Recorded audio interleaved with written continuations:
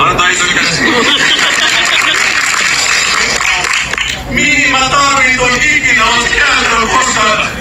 Vai sun lauantaina, kun mä saan kuttua, sit mä saan voida muuta vanhaa mesi käytän vaan isoa siellä vississä on vesikiinni. Mä en mitään vesikiinni, kun liikaa kunnon yhteys sinisessä ja se muistuttaa vettä päälle. Onko vesikiinni kunnossa? Vihdoin minä sain Suomen passin.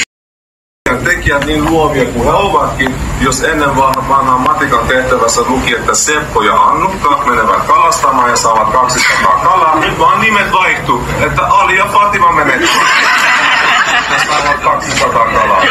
Mutta oletteko ikinä nähnyt, että Ali ja Fatima menevät kalastamaan? Jos meneekin, ei varmasti saa 200. Ali ja Fatima menee Itäkeskuksen Alan ja Markettiin ja ostaa ne kalat sieltä. Ja sitten myöhemmin lukio-opsi myös vaihtui ja sitten tällä kertaa kirjan tekijät otti entistä paremmin sitä monikulttuurisuutta niissä tehtävissä huomioon niin, että se tehtävän sisältö myös vastasi monikulttuurisuutta.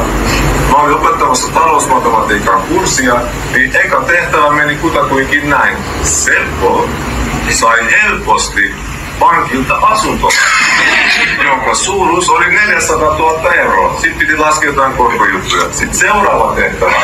Viivästyskorko on 7,5%. Ali ei ole muistanut